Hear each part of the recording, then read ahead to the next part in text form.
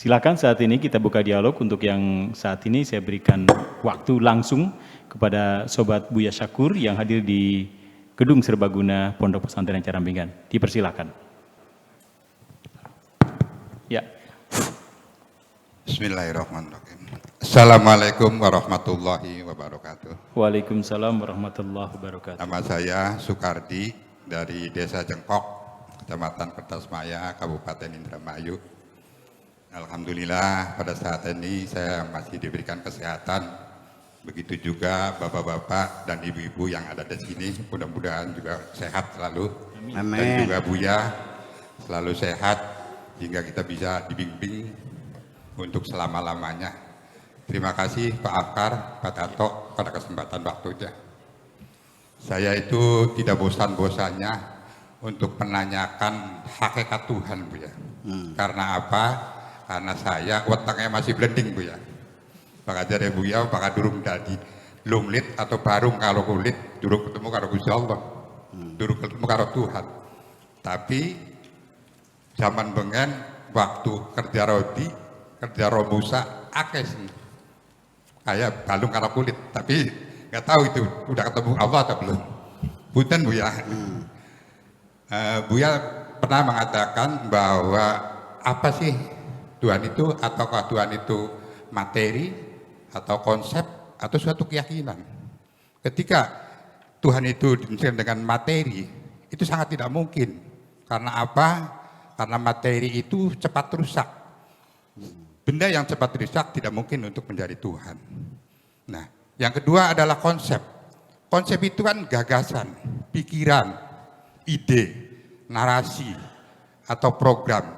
Ketika konsep itu sudah tidak relevan atau sudah tidak luas, makanya konsep itu akan ditinggalkan.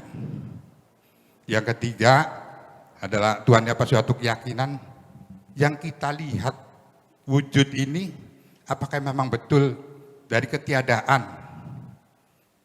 Pastinya ya nggak mungkin sesuatu terjadi itu karena sesuatu.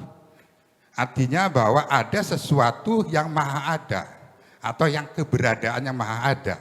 Apakah yang maha ada itu termasuk Tuhan? Kita pikirkan. Kita kembali kepada energi, Bu ya. Energi adalah sesuatu kemampuan untuk melakukan usaha. Energi adalah bisa berubah-ubah pada suatu tempat. Energi tidak bisa diciptakan dan tidak bisa dimusnahkan. Energi menurut Einstein, massa dikalikan kecepatan cahaya M sama dengan C kuadrat akan menghasilkan kemampuan dan keberadaan. Energi adalah langgeng, energi tidak berawal dan tidak berakhir. Energi, kesimpulannya energi adalah hidup. Nah, apakah kita hidup itu sebagai Tuhan? Mari kita pikirkan. Apakah kita belajar daripada kehidupan? Yang menjadi pertanyaannya, Bu ya, sejak kapan peradaban manusia itu mencari Tuhan? Terima kasih Bu ya, mohon penjelasan. Wassalamualaikum warahmatullahi wabarakatuh. Waalaikumsalam warahmatullahi wabarakatuh. Jadi begini saja persoalannya mah.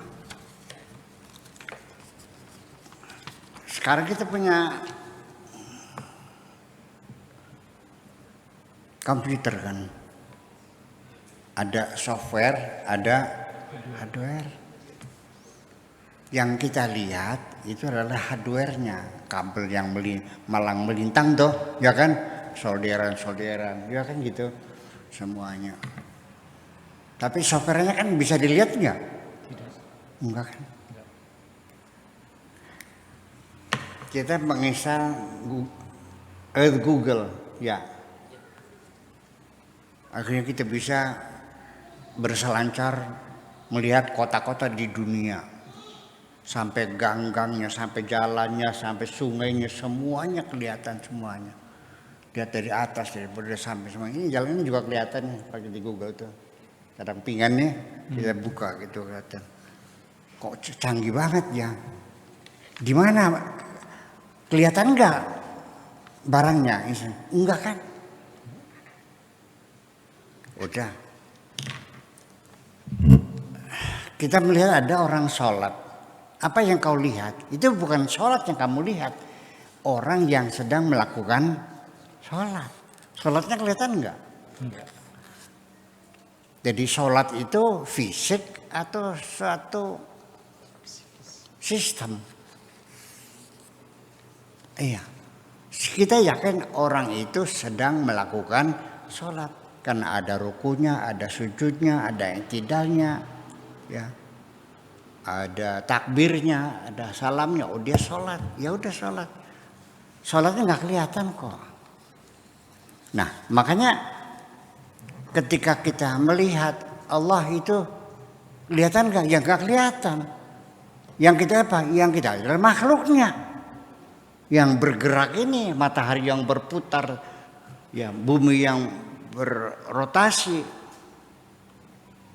iya bumi yang berevolusi mengelilingi matahari, matahari yang sering berputar, wa kullun fi falakin yasbahun, saling mengitar dalam bentuk galaksi-galaksi dan sebagainya.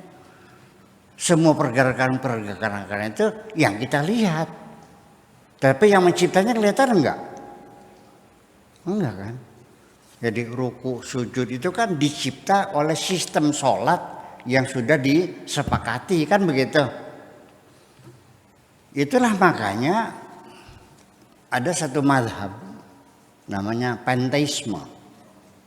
Panteisme itu bahasa Arabnya wahdatul wujud. Seperti yang diyakini oleh Syekh Siti Jenar, oleh Al-Hallaj dan pengikut-pengikutnya, bahwa alam ini adalah manifestasi dari ketuhanan. Jadi alam ini adalah bagian dari ketuhanan yang bisa kelihatan kita. Tuhan yang hakikinya tidak bisa kita lihat. Yang kita adalah kesatuan Tuhan dengan alam semesta ini. Kan menjadi masalah. Kita bicara di sana, kita juga disalahkan. Kita bicara ini disalahkan. Itu kadang-kadang juga saya punya pendirian begini. Ini menjadi sulit. Ketika kita mengatakan tidak kenal Allah, disebutnya kita kafir. Kalau kita bilang kenal Allah, kita disebutnya murtad. Jadi gimana? Baiknya dijawabnya, kenal atau tidak kenal? Kalau tidak kenal disebutnya kafir. Kalau kenal disebutnya, jadi sulit. Jadi artinya antar umat Islam sendiri ini pertengkaran sangat keras sekali. Sampai memakan korban, nyawa, ribuan korbannya. Perdebatan tentang akidah semacam ini. Yang semuanya adalah kira-kira mereka semua kok. Termasuk Quran itu makhluk atau bukan makhluk. Ini jadi masalah. Korbannya 10.000 orang Mu'tazilah yang dibantai. Dipenggal kepalanya. Oleh orang ahli sunnah wal jamaah. Kejam. Begitu Mu'tazilah menang juga sama. Orang sunnah jamaah dibantai juga. Bolak-balik sama akhirnya. Nah, ini masalah akidah, masalah Quran, masalah qada dan qadar, masalah seseorang melakukan dosa, apakah pasti nanti dihukum? Orang melakukan kebaikan, apakah pasti dapat pahala? Ada kelompok umat Islam yang mengatakan kita kembalikan kepada Allah. Allah punya kuasa. Orang berbuat baik dihukum, orang berbuat jahat dikasih pahala. Pokoknya terserah Allah. Ini namanya kaum Murji'ah. Murji'ah itu adalah menyerahkan semuanya persoalan kepada Allah semuanya itu. Itu juga sama, dibantai juga. Jadinya seperti itu. Nah, jadi pada akhirnya pertanyaan yang terakhirnya tuh. Sejak kapan peradaban mencari Tuhan? Iya, yang terakhir sebelum pertanyaan terakhir. Apakah Tuhan itu berupa materi, konsep, atau keyakinan? Terakhir lagi, kalimat yang terakhir dulu. Yang terakhir, sejak kapan peradaban mencari Tuhan? Itu aja. Oh iya, yaitu. Jadi sejak kapan peradaban atau agama itu dimulai? Itu sejak zaman manusia masih hidup primitif. Nabi Adam itu hidupnya primitif atau modern ya? Primitif. Nabi Adam itu makanya daging mentah atau digoreng dagingnya? Nabi Adam pakai kotek atau pakai sarung? Kalau dia manusia pertama masih sendirian, ya pasti belum ada bata, belum ada gendeng, belum ada kipas, belum ada listrik. Sendirian. Dan baju juga belum ada. Pernah bertanya nggak begitu? Nah, Nabi Adam sendiri sebagai makhluk yang hidup di zaman primitif sudah bertuhan kok. Ya. Sejak kapan? Sejak manusia ada di bumi, melihat fenomena alam semesta dengan musim yang berganti, dengan halilintar, dengan terik matahari, dengan apalagi gempa bumi, dengan tsunami dan bencana-bencana alam yang lainnya, apakah itu tektonik, apakah itu vulkanik dan sebagainya. Itu semuanya mendorong manusia berpikir pasti di sini ada kekuatan besar yang mengatur alam semesta. Jadi sejak kapan orang beragama? Sejak awal manusia hidup masih primitif, itu manusia sudah beragama. Agar seperti apa? Ya sesuai dengan pikirannya dong. Yang penting bertuhan. Kalau menemukannya sungai ya Tuhannya sungai. Menemukannya pohon yang besar ya pohon. Di sini juga banyak kan pohon yang dibungkus kain putih kan. Apa namanya tuh? Kebuyut. Biasanya pohon beringin ya. Biasanya. Atau pohon itu apa? Gayam tah. Luak. Pohon baru. Iya. Dibungkus-bungkus ada menyannya gitu. Saya ada menyan, ada nasi goreng, ada kopinya, ada cerutu, ada telur, ada rokok, apa lagi tuh? Kembang ya, kembang mawar, kembang melati, kembang kenanga dan sebagainya itu semuanya. Ya kita hormati aja. Mereka pasti ada Tuhan kok. Ya. Nah kita sendiri sesungguhnya mengalami kesulitan ya untuk menerangkan Tuhan yang kita yakini kepada mereka yang primitif itu loh. Karena mereka pengennya kelihatan Tuhannya kan gitu. Sedangkan Tuhan kita kan tidak bisa dilihat.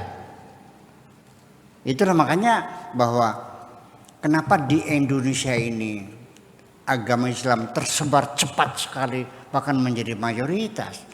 Karena dulu orang Indonesia itu pada zaman dahulu kala agamanya itu agama Kipatayang, Kapitayang.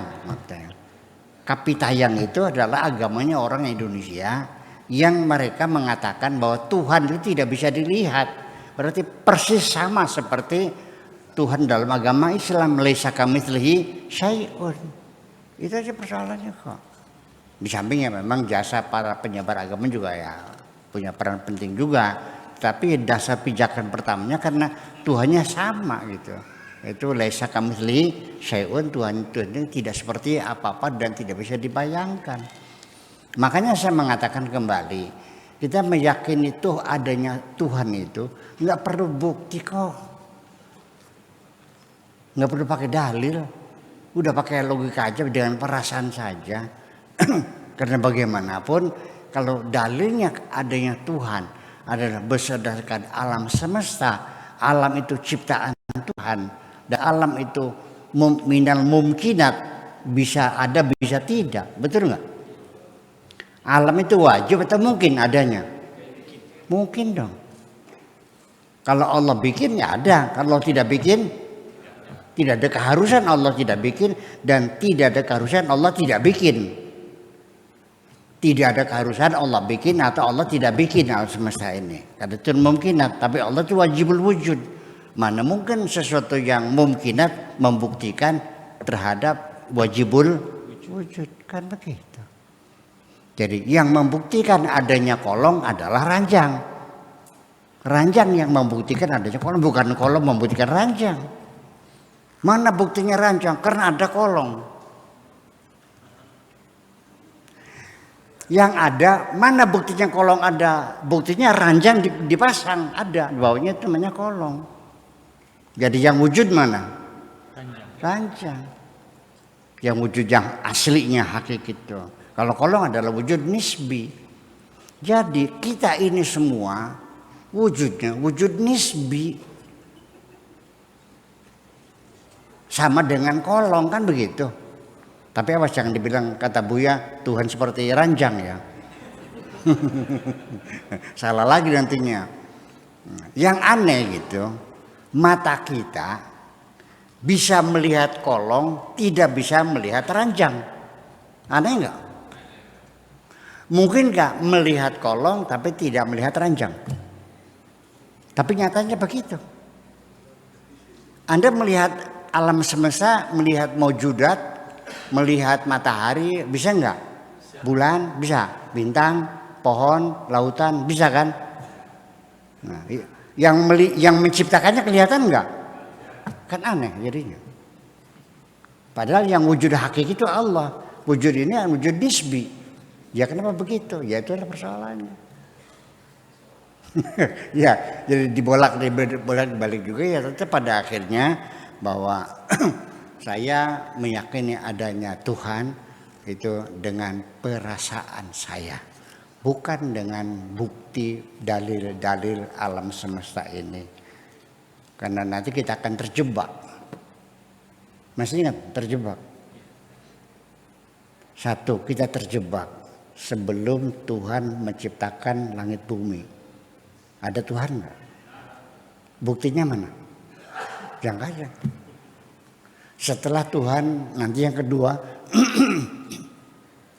setelah Tuhan menggulung langit bumi, habis, ditiadakan semuanya, kembali nol, kosong.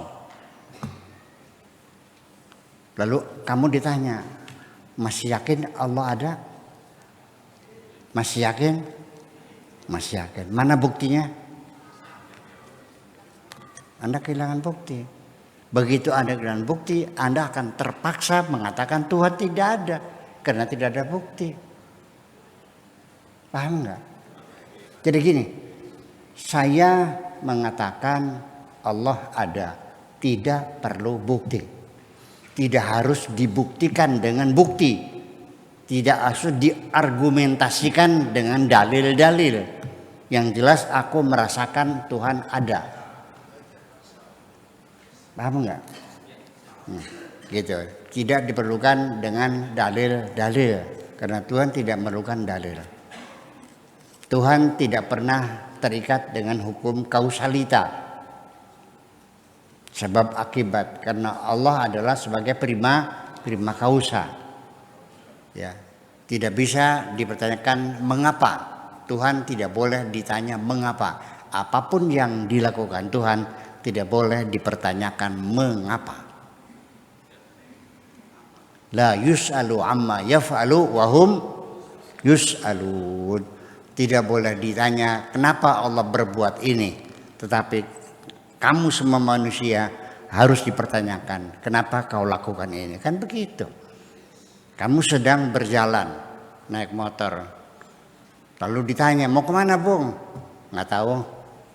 Orang waras nggak? Kamu lagi apa duduk sini? Nggak tahu. Harus ada jawabannya. Kemana kamu? Cadar pinggan. Untuk apa? Mau ngaji. Sama siapa? Mau Buya Syakur. Ya kan begitu. Kamu kenapa duduk di sini? Ya sedang nunggu. Nunggu siapa? Nunggu teman. Jadi apapun yang kita lakukan harus ada jawaban. Mengapa? Kalau kita tidak ada jawabannya berarti kita orang gila. Nah kalau Allah tidak boleh dipertanyakan. Mengapa? Kenapa orang yang sholatnya rajin banyak hidupnya barat buat makan aja susah. Tapi kenapa orang Tionghoa yang tidak pernah sholat kok kaya-kaya? Sok nanya sama Allah. Tampak sih loh. Itu persoalannya. Udah Allah yang berkuasa. Ya, itu. Nah, itu persoalannya. Jadi kita kembali lagi pada pertanyaan tanah. Serba sulit bagi saya. Satu tadi yang menjadi kesulitan itu kita melihat kolong. Mata kita bisa melihat kolong, tapi tidak bisa melihat ranjang. Kita bisa melihat makhluk, tapi kita tidak bisa melihat khalik. Padahal makhluk wujudnya nisbi, khalik wujudnya sifatnya wajib. Tapi mengapa demikian? Itulah persoalannya. Maka kita meyakini adanya Tuhan bukan dengan dalil, bukan dengan bukti. Yang dipastikan adalah Tuhan ada dan tidak perlu dalil. Ya. Orang yang berpaham panteisme, alam semesta ini adalah merupakan kesatuan dengan Tuhan juga. Berarti kita melihat alam sama dengan melihat Tuhan, itu persoalan. Oke, makasih gitu aja. Iya.